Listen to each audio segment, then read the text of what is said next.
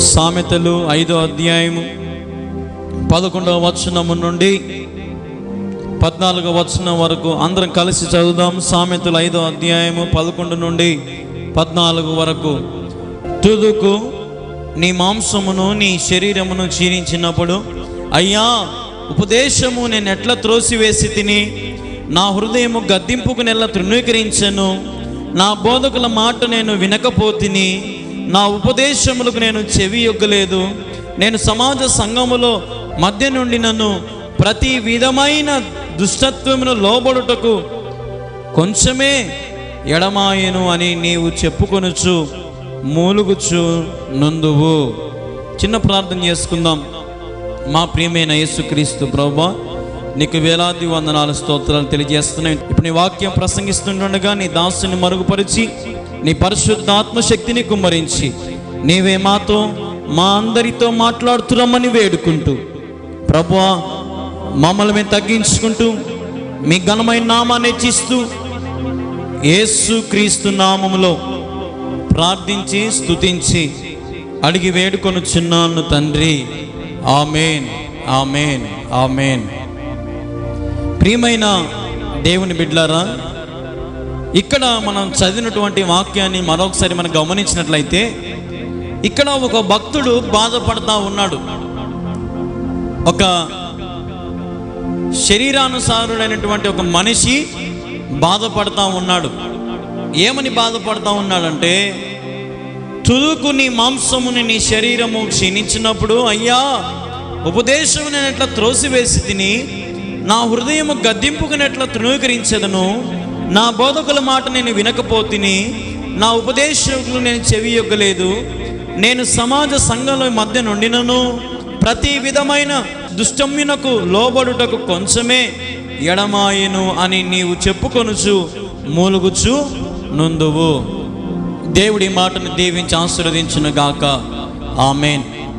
ప్రియమైన పరిశుద్ధమైనటువంటి దేవుని బిడ్డలారా, ఇక్కడ దేవుడు ఈరోజు మనతో మాట్లాడాలని ఆశపడుతున్నటువంటి భాగం ఏమిరా నన్ను అడిగితే, ఈరోజు అనేక మంది దేవుని నమ్ముకున్నటువంటి వారు, యేసు ప్రభుని కొలుస్తున్నటువంటి వారు, యేసు ప్రభు సంఘాల చుట్టూ ఇల్లులు కట్టుకునే వాళ్ళు, దేవుని మందిరం చుట్టూ ఉండే వారందరూ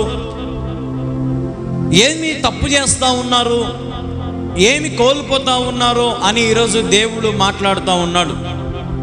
ఏమి మిస్ అవుతున్నారు వీళ్ళు? ఇప్పుడు మన షాలోని మందిరం ఉందనుకోండి, ఈ మందిరం చుట్టూ చాలా మంది ఇల్లులు ఉన్నాయి. ఒక ఊరు ఉంది మన మందిరం చుట్టూ, అవునా కదా? కానీ దేవుడు అంటున్నాడు, ఈ ఊరు ఏమి కోల్పోతా ఉంది, ఈ మందిరం చుట్టూన్న వారు ఏం నష్టపోతా ఉన్నారు, ఏమని మూలుగుతా ఉన్నారంట, ఏమని మూలుగుతున్నారంట వీరు. అయ్యా నీ ఉపదేశం నేను ఎట్లా త్రోసివేసి తిని, నా హృదయము గద్దింపుకునెట్లా తృణీకరించెను. నా బోధకుల మాట నేను వినకపోతిని, నా ఉపదేశములకును నేను చెవి యొగ్గ లేదు. నేను నీ బోధకుల మాట వినలేదే. కొంతమంది మీరు గమనించండి, ఈరోజు దేవుని బిడ్డలారా, దేవుడు అంటున్నాడు, నా బోధకుల మాట నేను వినకపోతినే అని బాధపడుతున్నావా? ఈరోజు సేవకుని మాట నేను వినలేకపోతున్నానే, దేవుని మాటలు నేను వినకపోతున్నానే అని చాలామంది బాధపడతారు. ఎప్పుడంటే మంచం మీద పడినప్పుడు, అవునా కాదా?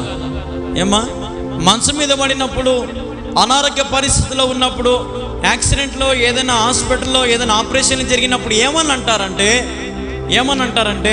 అయ్యో నేను అప్పుడు నాకు అన్నీ బాగున్నప్పుడు యేసు ప్రభు నమ్ముకుని ఉంటే బాగుండునే, యేసు ప్రభు చెప్పిన మాటలనే వినింటే బాగుండునే, ఆ బోధకుడు గొంతు చించుకొని దేవుని మాటలు చెబుతూ ఉంటే వినింటే నా బతుకు బాగుండునే అనవసరంగా నేను ఆ చెవికి ఆ మాటలు ఎక్కించుకోలేదే, నేను దేవుని మాటలు వినలేకపోయానే అని ఏ సమయంలో బాధపడతారు వీళ్ళు?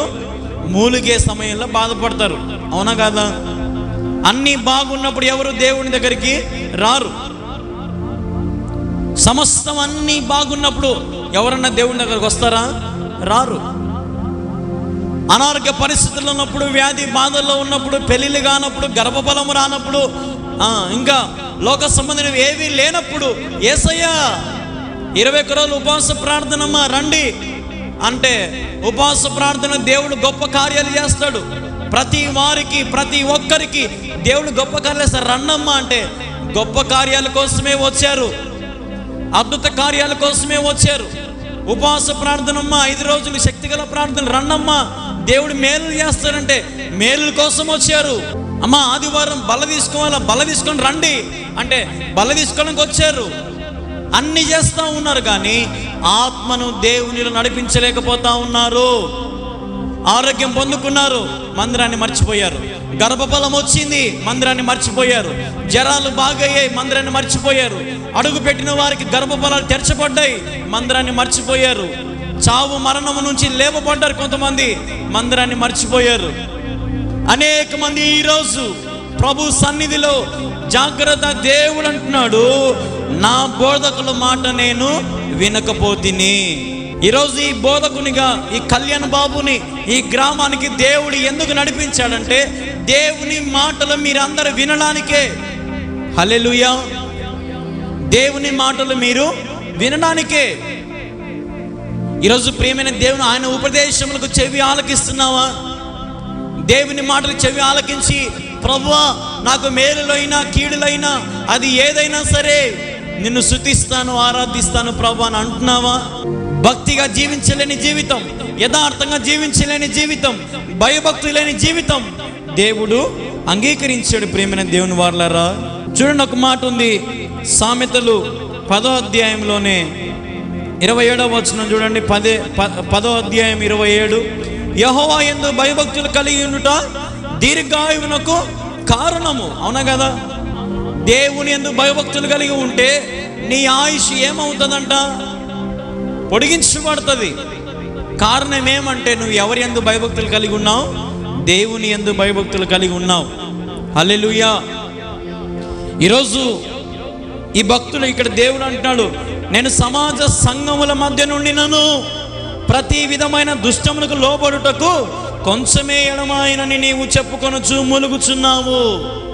యేసయ్యా మందిరం పక్కనే ఉంది, చర్చికి పోలేకపోతున్నా యేసయ్యా.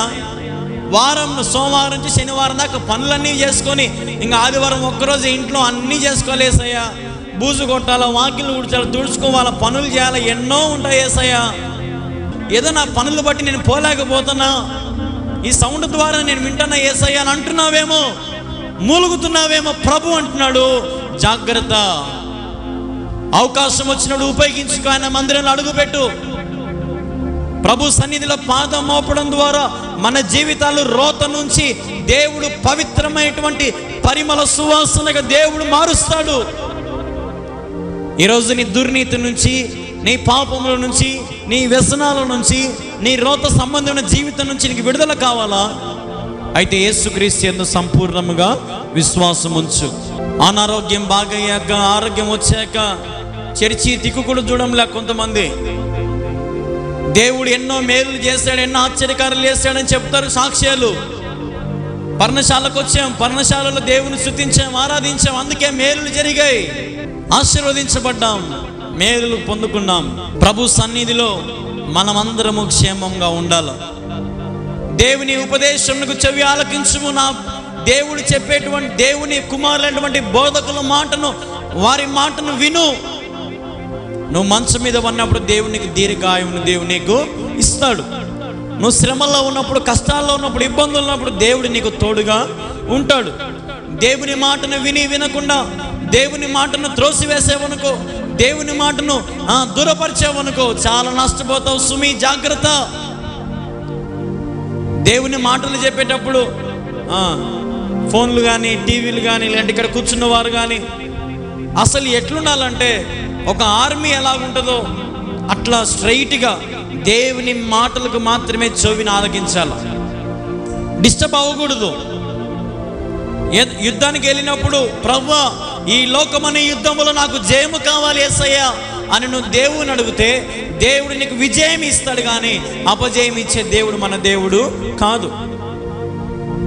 బాధపడుతున్నావేమో, చింతిస్తా ఉన్నావేమో, ప్రభు అంటున్నాడు నీ చింత యావత్తు నా మీద వేస్తున్నావా? నీ చింత యావత్తు ప్రభు మీద వేస్తున్నావా? ఎక్కడేస్తున్నావు? ఎక్కడేస్తున్నావు? ఏ మూలన పోయిందో భక్తి, ఎటు పోయిందో భక్తి కదా. క్రిస్మస్ ఒక నెల ముందు పుట్టుకొస్తుంది భక్తి అంతా.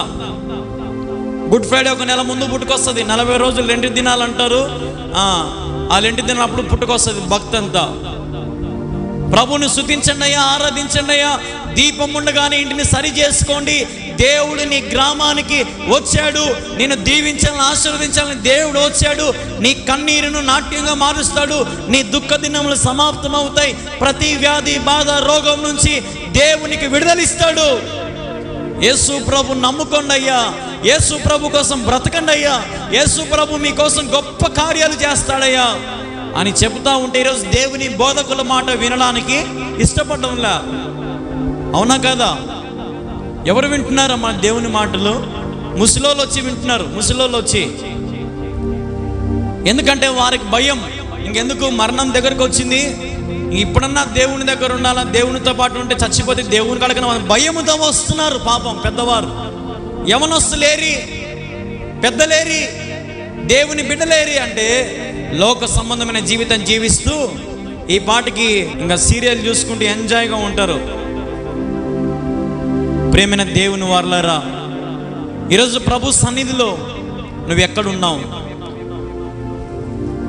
ఈరోజు ప్రభుని అడుగు, ప్రభువా నా జీవితంలో గొప్ప కార్యాలు చెయ్యి, నా చింత యావత్తు నీ మీద వేస్తానయ్యా, నాకు సహాయము దయచేయి యేసయ్యా అని ప్రభువుని అడిగితే ప్రభు వారిని జీవితంలో గొప్ప కార్యాలు చేస్తాడు. హల్లెలూయా. అడుగుతున్నావా ప్రభుని? గొప్ప కార్యాలు యేసయ్యా అని ప్రభువుని అడుగుతున్నావా? అడుగు. ఏమడుగుతావంటే బండి కావాలా, కారు కావాలా, ఆటో కావాలా, ఆరోగ్యం కావాలా, ఇవి అడుగుతావు. ప్రభువుని అడగాల్సింది ఏంటంటే నా ఆత్మకు సంతృప్తిని దయచేయి, నా ప్రాణము నీ కోసం ఆశపడుచున్నది, నా ఆశపడుచున్న నా ప్రాణాన్ని నీవు తృప్తిపరచు, నా జీవితాన్ని బలపరచు, నా జీవితాన్ని తేజోమయము చేయి, నా జీవితాన్ని ప్రకాశవంతముగా చేయి, అనేక మందికి నేను అప్పు ఇచ్చేవాడుగా నన్ను చేయి, అనేక మందికి నేను దీవెనకరముగా నన్ను చేయి అని ప్రార్థిస్తున్నావా? బోధకుల మాటను వింటే నీకు మేలు. హల్లెలూయా. ప్రియమైన దేవుని వారలారా, దేవుని ఆశ్రయించండి, ప్రభుని ఆశ్రయించండి. ప్రభు గొప్ప కార్యాలు చేస్తాడు. ప్రభు కోసం మందిరానికి రండి, ప్రభు కోసం దేవుని స్తుతించండి, ప్రభు కోసం మీ అర్పణలు వేయండి, ప్రభు కోసం సమస్తము చేయండి. ప్రభు వారు నీ కోసం అక్కడ ఆకాశ వాకిలు తెరిచి నీ మీద పట్టజాలనంత విస్తారమైన దీవెనలు దేవుడు కుమ్మరిస్తాడు. హల్లెలూయా. ఇప్పుడు నా ముందర మీరు పనులు చేశారనుకోండి, నా ముందర మీరు అందరూ పనులు చేస్తూ ఉన్నారనుకోండి, నేనేమైనా మీకు ఏమైనా ఇవ్వగలుగుతానా? ఏమి ఇవ్వగలుగుతా? మహా అంటే 100, 50, 200, 500 ఇవ్వగలుగుతా, అంతే, నా స్తోమతను బట్టి. అవునా కదా? అంతే. కానీ నువ్వు దేవుని పనిని యథార్థంగా చేస్తే, దేవుని పనిని నమ్మకంగా చేస్తే, దేవుని పనిని మనుషుల ఘనత కొరకు కాకుండా దేవుని ఎడలను దీనత్వం కలిగి ఆయన పని చేస్తే దేవుడు ఎంత ఇస్తాడంట? పట్టజాలంత విస్తారమైన దీవెనలు ఇస్తాడంట. హల్లెలూయా. గట్టిగా ఒకసారి దేవునికి హల్లెలూయా చెప్దామా? హల్లెలూయా. ప్రియమైన దేవుని వారలారా, పట్టజాలలో ఎంత విస్తారమైన దీవెనలు నువ్వు పట్టుకోలేవు. నువ్వు నీ చీర కొంగుని పెట్టినా, లేదా టవాళ్ళు పెట్టినా, నువ్వు బీరవాళ్ళ దాచుకోవాలని అంతకంటే గొప్ప ఇస్తాడు దేవుడు. అయితే ఆయన ఆశ్రయిస్తున్నావా? ప్రభుని ఆశ్రయిస్తున్నావా?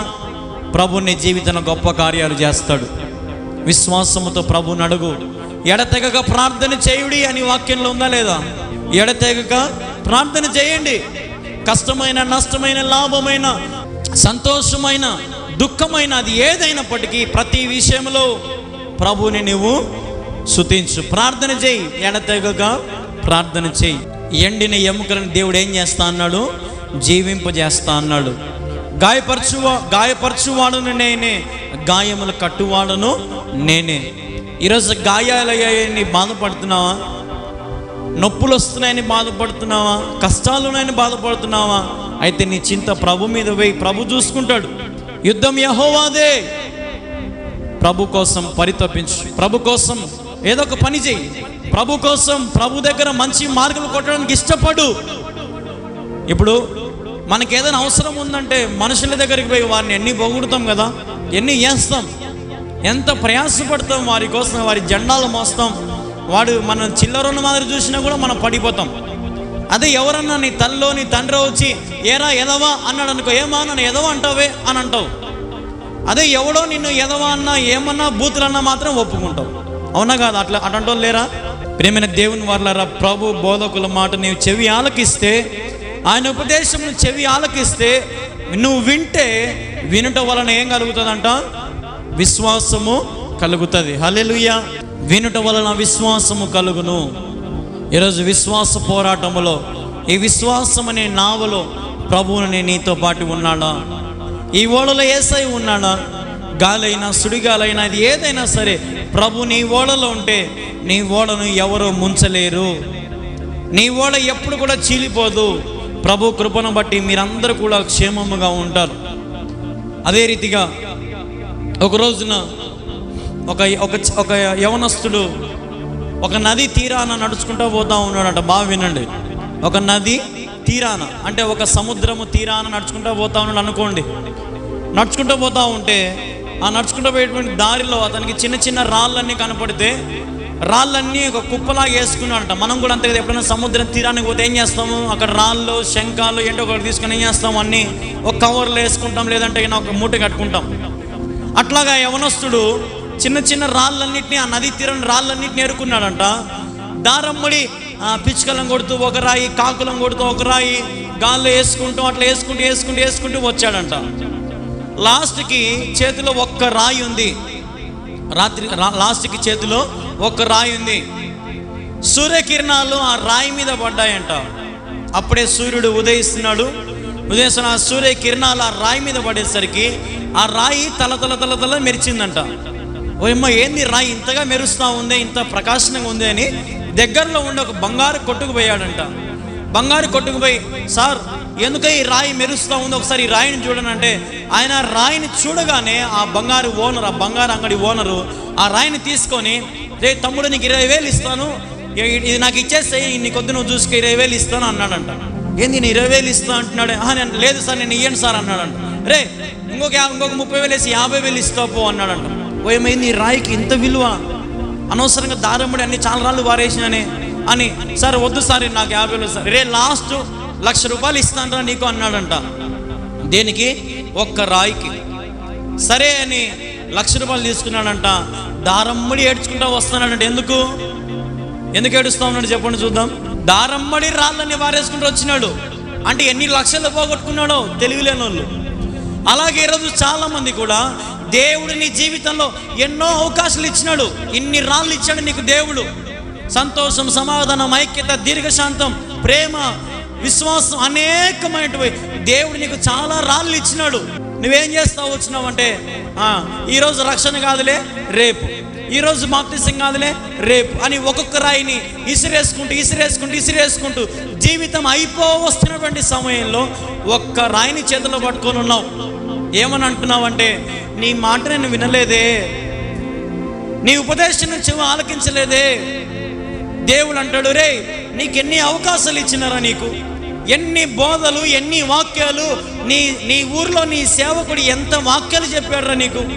ఒక్క రోజున మందిరాన్ని అడుగు పెట్టినావా? ఒక్క రోజున ప్రభువుని స్తుతించినావా? ఎన్ని అవకాశాలు, ఎన్ని శుక్రవారం ప్రార్థనలు, ఎన్ని శనివారము, ఎన్ని ఆదివారాలు, ఎన్ని మంగళవారాలు, ఎంత సేవ చేస్తూ ఉన్నాడు నా దాసుడు. ఒక్క రోజున ఆయన మాట విన్నావా? ప్రతి రాయిని పారేసుకున్నావు, ప్రతి అమూల్యమైన అవకాశాన్ని పారేసుకున్నావు. ఈరోజు నీ జీవితం ఏమైపోయిందంటే నష్టపోయావు. ఈరోజు చాలామంది అంతే, అన్నీ అయిపోయాక ఏం చేస్తారు? ప్రభు దగ్గరకు వస్తారు. జీవితం అంతా పాడైపోయాక, ముసలివాడు వెళ్ళిపోయాక, జీవితం అంతా సర్వనాశనం అయిపోయి, నన్ను ఎవడో ఇంకా పనిలో పెట్టుకోడు, నేను ఇంకా దేనికి పనికిరానప్పుడు దేవుని కాడికి వస్తారు, ప్రభు దగ్గరకు వస్తారు. ఆ వచ్చింది కూడా చాలన్నట్టు, ఇక్కడ సగం లోకంలో సగం అట్లా జీవిస్తూ ఉన్నారు. దేవుడిచ్చే అవకాశాలన్నీ పోగొట్టుకుంటున్నారు. లాస్ట్లో రొమ్ము కట్టుకొని ఓడిస్తే ఏం ప్రయోజనం? అవునా కదా? అవకాశాలు ఉన్నప్పుడు ఏం చేయాలి? మనము సద్విఘ్నము చేసుకోవాలి. ప్రేమైన దేవుని వల్ల దేవుడు ఈరోజు నేను చేతులు జాచి ఆయన ప్రేమతో పిలుస్తూ ఉన్నాడు. నువ్వు ఎవరివైనా, నీ కులం ఏదైనా, నీ మతం ఏదైనా, నీ జాతి ఏదైనా, నీ మతం ఏదైనా సరే, యేసుక్రీస్తు యందు విశ్వాసం ఉంచు. యేసు ప్రభువుని నమ్ముకుంటే మతం మార్చడం అవసరంలా. యేసు ప్రభువుని నమ్ముకుంటే నీ వస్త్రధీనం మార్చుకోవడం అవసరంలా. ఏం మార్చుకోవాలా? యేసు ప్రభువుని నమ్ముకుంటే హృదయాన్ని మార్చుకోవాలి. పాత రోత జీవితాన్ని మార్చివేయి. నువ్వు ఏ దేవుని నమ్ముకున్నా కూడా యేసు ప్రభువుని నమ్ముకుంటే నీ హృదయంలో ఆయనకు మాత్రమే చోటు ఉండాలి. యేసు ప్రభువుని మించిన దేవుడు ఈ లోకంలో లేడు. ఆయన పూర్ణ శాంతి గలవాడు, ఆరాధనకు యోగుడు, సుతుల సింహాసనటువంటి వాడు మన దేవుడు. ఈరోజున ప్రార్థిస్తే పలికే దేవుడు ఆయన. భూమి నా పాదపీఠం, ఆకాశము దేవుడు జానతో కొల్చాడు. అంత పెద్ద దేవునిని, అంత మహా ఆశ్చర్యకారాలు చేసే దేవుణ్ణి ఈరోజు మనం ఎలా చూస్తున్నామంటే వెర్రివాడిగా మనము చూస్తూ ఉన్నాం. వెర్రివారి వల్ల జీవిస్తూ ఉన్నాం. ప్రభువుని స్తుతించడం మర్చిపోయాం. మేలులు పొందుకున్నాం, ఆశీర్వాదాలు పొందుకున్నాం.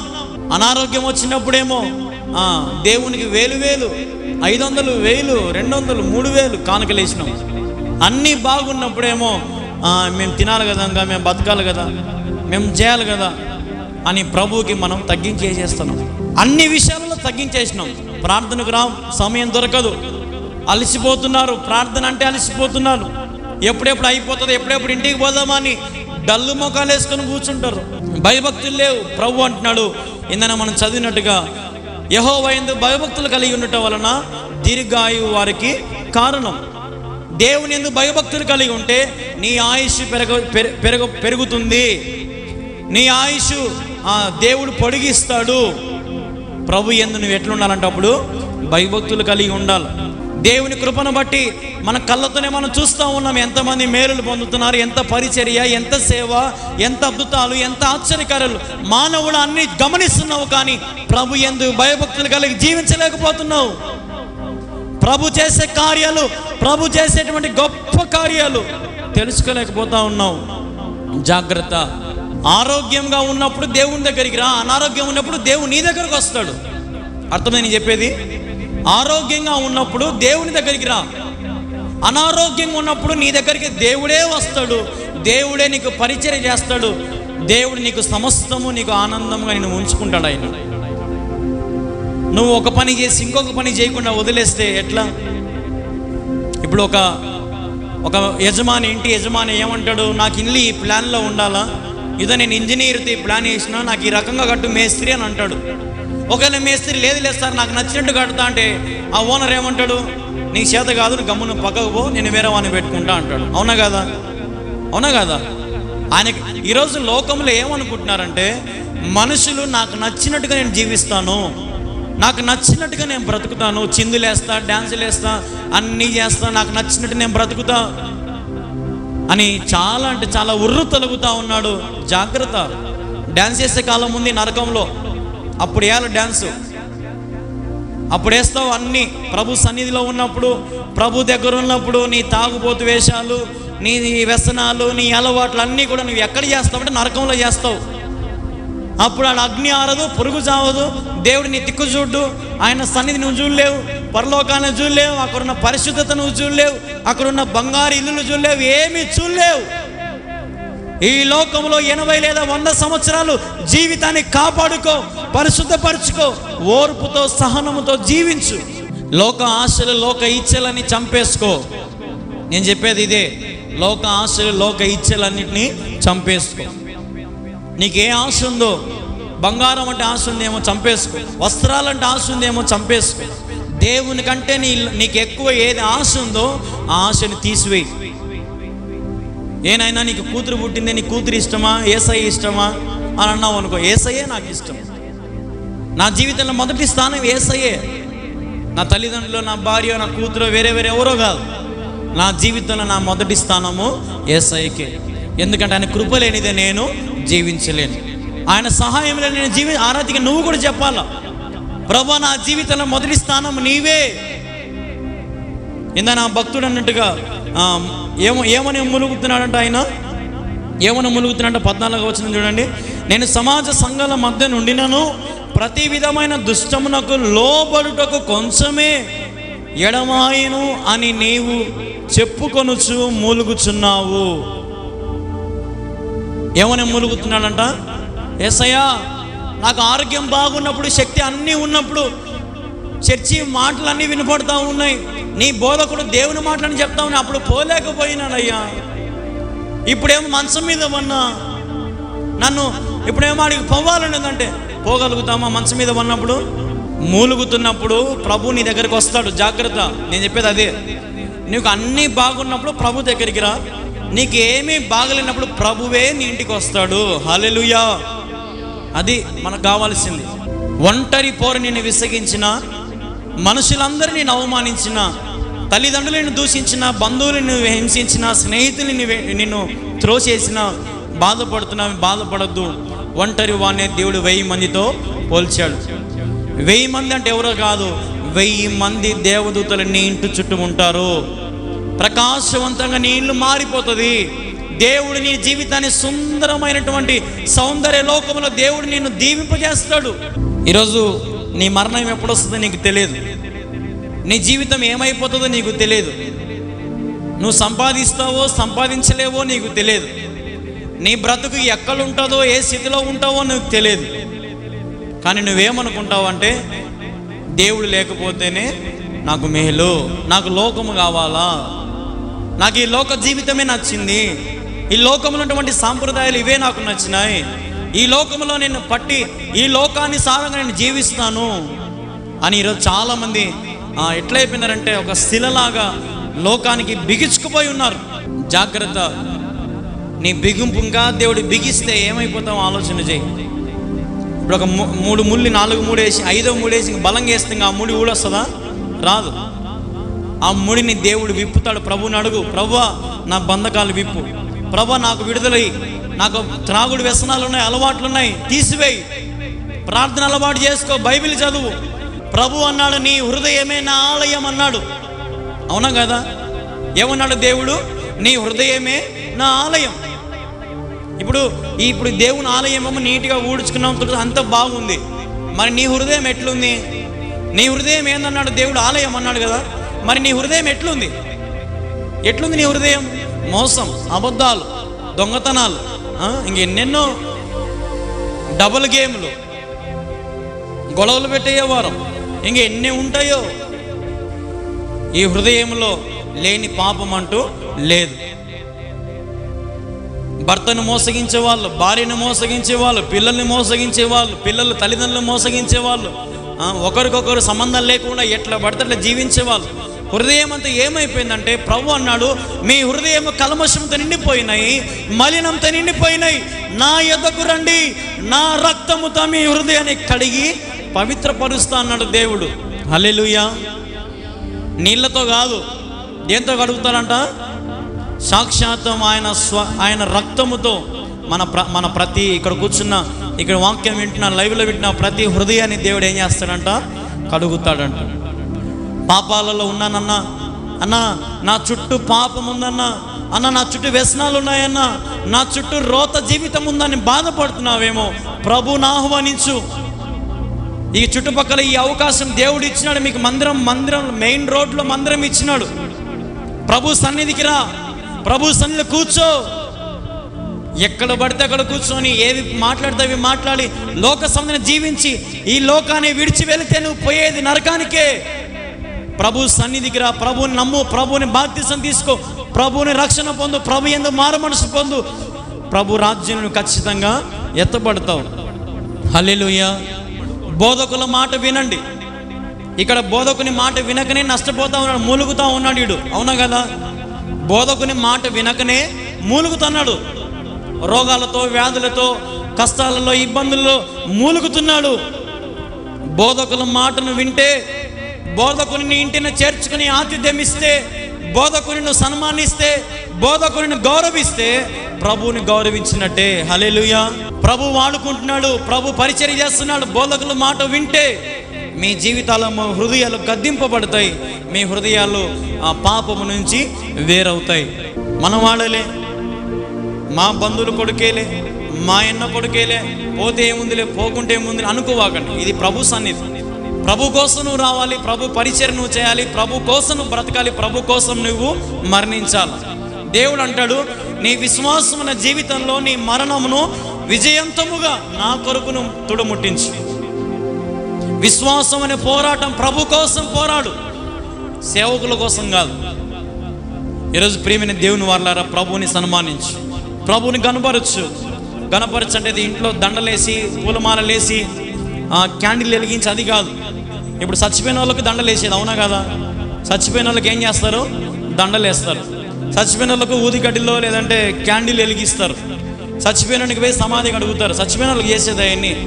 దేవుడు యుగయుగాలు సజీవుడుగా ఉన్నవాడు, ఆయన తరతరములు సజీవుడుగా ఉన్నవాడు, ఆయన యుగయుగములు పరిశుద్ధుడు పరిశుద్ధుడు పరిశుద్ధుడు. ఆయనను ఈరోజు నీకు నచ్చినట్టుగా ఏది పడితే అది చేస్తా ఉన్నావు. జాగ్రత్త. నేనేం చెప్పిన దాన్ని ఎక్కడ డ్యాన్స్ చేస్తావు అని చెప్పినా, నరకంలో డ్యాన్స్ చేస్తావు, ఆడవే పడతావు. జాగ్రత్త.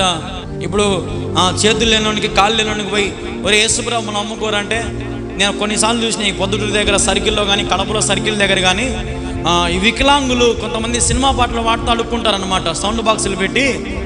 గమనించాను మీరు ఎప్పుడన్నా? వికలాంగులు సౌండ్ బాక్సులు పెట్టి సినిమా పాటలు పాడుతూ డబ్బులు వసూలు చేస్తారు. వాళ్ళకి అర్థం కావట్లా, ఒరే మాకేదో కొంచెం అనారోగ్యంగా ఉంది, వికలాంగతలు మేము ఉన్నామే, మేము చేసే పని పాపంలో ఇంకా అనేక మంది నడిపిస్తున్నామే, దేవుని నడిపించాలని ఆశ లేదు వీళ్ళకి. ఒక 5-6 పాటలు పాడితే ఒక 500-1000 డబ్బులు వస్తుంది, సంతోషంగా తిందాం తాగుదాం. అంటే కాళ్ళు చేతులు లేకపోయినా ఏం బాగలేదు, వానికి హృదయం కూడా బాగలేదు. హృదయము మోసకరమైనది ఆయన వాక్యం ఉందా లేదా? హృదయము మోసకరమైనది. మీ హృదయమే అన్నిటికీ కారణం, మీ మనసే అన్నిటికీ కారణం. ఏముందిరా అమ్మాయి అని అనుకుంటాం, టక్కున అయిపోయి. ప్రభు అంటాడు, మోహము చూపు చూస్తే వ్యభిచారం చేసినట్టు అంటాడు దేవుడు. అంటే అప్పుడు దాని అర్థం ఏంది? నీ కనుదృష్టిలు, నీ చేతులు, నీ కాళ్ళు అన్ని కంట్రోల్ ఉండాలంటే నీ మనసు హృదయము దేవుని ఆధీనంలో ఉండాలి. అప్పుడు నీ కళ్ళు పాపం చేయవు, నీ చేతులు పాపం చేయవు, నీ కాళ్ళు పాపం చేయవు, నువ్వు ఎక్కడికి వెళ్ళవు, ఏ పాపం దగ్గర నువ్వు నిలబడవు. ఎందుకంటే నువ్వు ఎవరివి? ప్రభు కుమారునివి, ప్రభు కుమార్తెవు. నేను సమాజ సంఘముల మధ్య నుండి నన్ను ప్రతి విధమైన దుష్టత్వం లోబడినాడంట. అంటే మందిరము చుట్టే ఉంటాయి కొంతమంది ఇల్లులు, కానీ దేవుని మాటలు వినరు. ఇల్లు దేవుని మాటలు వినాలి ఆశ రాదు ఇళ్ళకు. చెవులో దూదన పెట్టుకుంటారు, ఇంకా లాస్ట్కి ఎందుకు లేవు వచ్చిన పంచాయతీ, చెవులో దూదన పెట్టుకుంటారు ఇనుకోకుండా ఉండాలని. వింటే ఆడ బాగుపడిపోతామో, వింటే ఆడ మారిపోతామో అని సైతాను మిమ్మల్ని ఏలుబాటు చేస్తూ ఉంది. సైతాను ఉచ్చులో మీరు చిక్కుకుపోయి ఉన్నారు. సైతాను తంత్రాలకు మంత్రాలకు మీరు అలవాటు పడిపోయారు. దేవుడేమో నీతిగా యథార్థంగా జీవించండి అంటే ఇది నచ్చదు. అదంటే మీరు గమనించండి, ఎవరైనా నీతిగా జీవించారని ఏమంటారంటే, ఏంద్రెడ్డి పిచ్చను మాదిరి, ఏంది నీతి అంటాడు, నీతిగా జీవిస్తే అవుతుంది ఆ పని, ఏందో వీడికి పిచ్చి పట్టింది అని అంటారు. అంటే నీతిగా జీవించమని ఎట్లా చూస్తుంది లోకం అంటే పిచ్చను మారి చూస్తుంది. అదే పాపముతో అన్యాలు మోసాలు టక్కర్లు చేస్తామని ఈ లోకం ఎట్లా చూస్తుంది అంటే, అబ్బా ఎంత గొప్పడబ్బా ఈ అన్న, ఎంత ఉన్నతమైంది ఈ అక్క, ఎంత మంచిది ఈ అక్క ఈ అన్న అని అంటారు. లోకం అంతే, మంచిని చూడదు, లోకం ఎప్పుడు చెడ్డనే చూస్తుంది. కొన్ని కోట్లు పెట్టి సినిమాలు తీస్తారు. ఎందుకు? నిన్ను ఆ సినిమా థియేటర్ రప్పియాలని. రప్పించినాక నేను ఆడ గమ్మున పెడతారా? నీ దగ్గర డబ్బులు వసూలు చేస్తారు. నువ్వు చేసే అల్లరికి అన్నీ ఎవడో వాడు ఫేమస్ అవుతాడు. ఇక్కడ నీ భార్యకు తిండి కట్ చేసి నీ డబ్బులంతా తీసుకుని ఆడ పెడతావు. ఫస్ట్ టికెట్ 1000 రూపాయలు అంటే 5000 కొంటారు కొంతమంది, ఎందుకంటే కొంత అభిమానులు అని ఉంటారు. ప్రయాసపడుతున్నారు పాపం కోసం, నిన్ను రప్పించుకుంటున్నారు వాళ్ళే ఆకర్షించి. రేపు వారం సీరియల్ స్టార్ట్ అవుతుందంటే ఈ వారం నుంచే టీవీలు యాడ్ వేస్తాడు, అవునా కాదమ్మా? రేపు వారం కొత్త సీరియల్ ఏదైనా వస్తుందంటే ఈ వారం నుంచే కొత్త యాడ్ వేస్తాడు టీవీలో. ఈ కోడలికి ఏమైంది, ఈ అత్త ఈ కోడలు ఏమనింది, వచ్చే వారం నుంచి ప్రసారం అని అంటాడు. ఇంకా మీరు ఎదురు చూస్తూ ఉంటారు, వచ్చే వారం ఎప్పుడు వస్తుంది 7:30 అయితేనే పిల్లడు బొమ్మలు చూస్తున్నా కానీ దేవుని మాటలున్నా ఏమున్నా సరే ఆబ్జాయ్ పెట్టరా స్వామి, ఈరోజు స్టార్ట్ ఫస్ట్ ఎపిసోడ్ ఫస్ట్ నుంచి చూడాలంగా అని అంటాడు. వాడు 1000 ఎపిసోడ్లు 2000 ఎపిసోడ్లు 5000 ఎపిసోడ్లు తీసుకొని పోతాడు. అప్పట్లో మేము చిన్నప్పుడు హైదరాబాద్ ఉన్నప్పుడు ఎండమామూలు అని ఒక సీరియల్ ఉండింది, దాదాపు 10,000 ఎపిసోడ్లు. అంత పెద్ద సీరియల్ ఎవరు చేయలేదంటే ఇంతవరకు. కేవలం ఒక చిన్న కథని వీళ్ళు ఏం చేస్తారంటే ఒక 5-6 కెమెరాలు పెట్టి జమ్ జమ్ జమ్ జమ్ అని, మనమేమో ఏడుచుకుంటూ ఉంటాం, ఆ బుద్ధలు ఆమె ఏడుస్తూ ఉంటాం. ఏం చేస్తుంది? నిన్ను పాపము ఆకర్షిస్తూ ఉంటాం. ఒక యాడ్ నిన్ను ఆకర్షిస్తూ ఉన్నారు. ఇంతకుముందు న్యూస్ ఛానళ్ళలో నేను ఒకసారి ఇంతకుముందు చెప్పిన టీవీ ఛానల్ న్యూస్ ఛానల్లో న్యూస్ మాత్రమే వచ్చేది. ఇప్పుడు ఏమొస్తున్నాయి? న్యూస్ బదులు సినిమాలు. అవునా కదా? సినిమా సంబంధించిన పాటలు. ఎందుకు? అందరు రావాలంగా. న్యూస్ చూసే ముసలోళ్ళు రావాల్సిందే పాపం చేయడానికి, ముసలోళ్ళు వృద్ధులు రావాల్సిందే. ఈ చిన్న సెల్లులు, ఈ సెల్లులు చూసుకుని చిన్న యవనస్తులు కూడా ఈ సెల్లులు అన్నీ ఇప్పుడు పాప బొమ్మలు వచ్చేసినాయి. చిన్న పిల్లలు కూడా చూడొచ్చు ఇప్పుడు పాప బొమ్మలన్నీ, ప్రతి ఒక్కరు చూడొచ్చు ఇప్పుడు. అట్లా ఈ లోకం అంతా కూడా పాపంతో మలినంతో నిండిపోయింది. ప్రతి ఒక్కరి చేతిలో ఇప్పుడు పాపం వచ్చేసింది. ఎవరికి పాపము నాకు లేదు, నాకు తెలియదు అనడానికి లేదు. 6 సంవత్సరాల పిల్లోడి దగ్గరికి పోయి, ఏరా నువ్వు ఎవరైనా లవ్ చేస్తున్నావు అంటే వాడు నవ్వుతాడు, తెలుసా? సిగ్గుపడతాడు వాడు. వానికి ఏం అర్థమవుతుందో మనకు తెలియదు. అంటే చిన్న పిల్లలకు కూడా ఇప్పుడు ఏమర్థమవుతుంది? లోకంలో ఉన్న అన్ని అర్థమైపోతున్నాయి. కాబట్టి లోక సంబంధించిన పాపము హృదయానికి ఎక్కించేసుకున్నారు. విచ్చలివిడి జీవితం. తల్లిదండ్రులే విచ్చలివిడిగా ఉంటే పిల్లలు విచ్చలివిడిగా ఉండరా? తల్లిదండ్రులే సినిమాలు షికార్లు అన్నీ తిరుగుతూ ఉంటే పిల్లలు ఏడనీతిగా పెరుగుతారు. ఇంకా నీ బాటలోనే ఎవరు నడుస్తారు? నీ పిల్లలు నడుస్తారు. నీ బాటలోనే నీ పిల్లలు నడుస్తారు. కాబట్టి నీ పిల్లలను మంచి మార్గంలో నడిపించు, నీ కుటుంబాన్ని మంచి మార్గంలో నడిపించు. బోధకుల మాటను చెవి ఆలకించి, బోధకులను సన్మానించి గౌరవించి, ఆయన ఉపదేశములను చెవి ఆలకించు. దేవుని జీవితంలో గొప్ప కార్యాలు చేస్తాడు. దేవుడి ఈ మాటలు దీవించి ఆశీర్వదించును గాక. ఆమేన్.